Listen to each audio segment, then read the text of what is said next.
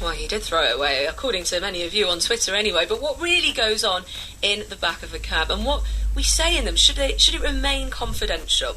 Joining me now is Justin Snedden, a black cab driver who used YouTube to publicly shame two bikers, bilkers, a phrase used by cabbies to describe customers who fail to pay for their services. Hi, Justin. Hi there, how are you? So, I'm very well, lovely to speak to you. Now, bilkers, is that right? That's right. Okay. Why did you decide to record these passengers? It was more of a case of letting my fellow cabbies know that what to look out for, who to look for. So you hear stories and people try to describe bilkers in taxi magazines and things like that. So this is the perfect way to show people some video. Okay. Do you think, though, that cabbies should be allowed to record conversations in their taxi? I don't know what the legality of it is, but this particular story, the general consensus has been that he possibly should have just kept it for backup. Like if anything came of it. Are you talking now about David Mellor? Sorry, the David Mellor story, yeah. The David Mellor story, yes. He should have kept it maybe for backup as opposed to selling it. There's a few people that agree, a few that don't, but cabbies have utilised Twitter and social media forums, etc. And I've been reading them and seeing what people have been saying, and the consensus is just for backup.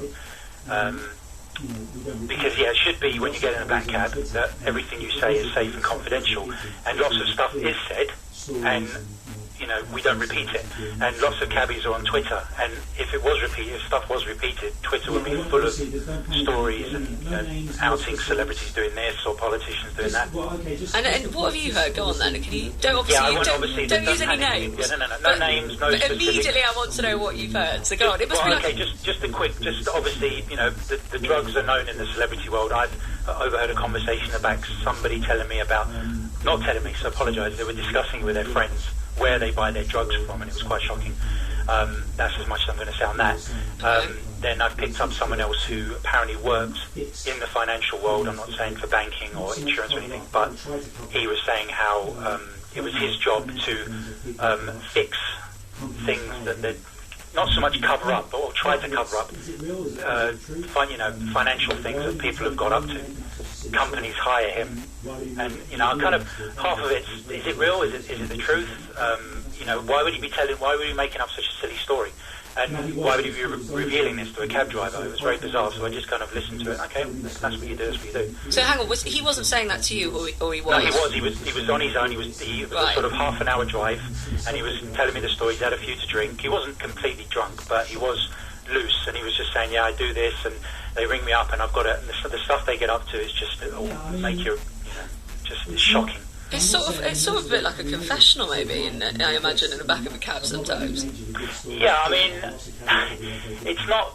I'm not saying. Those are sort of minor things, I guess. I've not got any majorly big stories to talk about. Lots of cabbies probably have their different things they've heard, but just little things like that just make you smile, like make you laugh.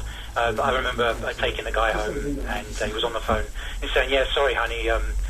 Sorry, the meeting overrun. I'm on a bus now." So he's in the back of my cab. So just little things that make you smile. So tell me about, when do you actually turn on a recording device? When do you make that decision? I've never. With the bilkers, yeah. I had them in the car for about 20 minutes until I clocked on. I've heard this story before. I'm sure I've seen this guy before. He was put in the same story as he did last year. It's a case of, I need you to give me £10-15 so I can get my £40,000. That was the word he used, out of the back of a car. And he says, unless you give me that, I can't get the money and I can't pay you.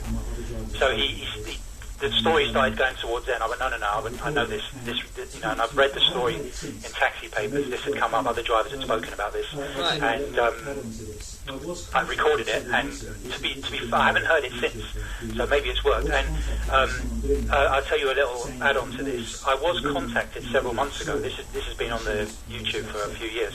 I was contacted by someone doing the knowledge, saying that he knows the woman in the video, saw it, and she was obviously upset, and she apologised. She said, could you take it down? And I said, well, I'll take it down if you give me £100 and I'll donate it to my chosen charity.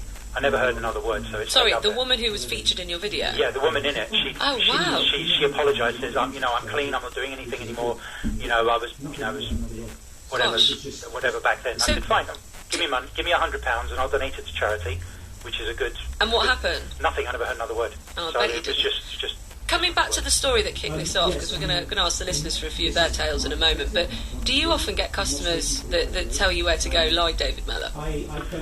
Yes, I mean, this is my perspective, my point of view. I'm not speaking for the cab trade. I don't like to argue with customers. I might say, well, okay, well, I think this way's better. But generally, the idea is that if they direct you, you want to go the straightest, the fastest route anyway. So that the cheapest fare. If they want to direct you, it can only be longer. So good stuff. As far as I'm concerned. But if the other side could be where it doesn't happen at night, but more so in the daytime. If they want to direct you a certain way, and there's traffic on that route, and you're going to be stuck, you might say, no, we don't want to go that way. And well, cabbies might say, well, you should have to go where the customer tells you to go. But do you have a fight? Have you had a lot of rows like David Mellor started? Rather than sort of dwelling on the direction thing, but do people talk to you badly? Yes, they do. And what it is, it's a bit like if you're a driver and you pull out somebody. If you pulled in in front of someone's car and they get ready to have a go at you, if you apologise straight away, you can suddenly see them deflated. Like, oh yeah, no problem. Okay, yeah. As soon as you just go in there with, I'm really sorry I took this route, or okay, I'll knock a few pounds off at the other end, they suddenly change. They're like, no, don't worry, mate. I'm really sorry. It's been a bad day. I shouldn't have questioned you. Don't worry about it. I've just had an awful day. So that's how you kill it with kindness. Justin Snedden, thank you very much indeed.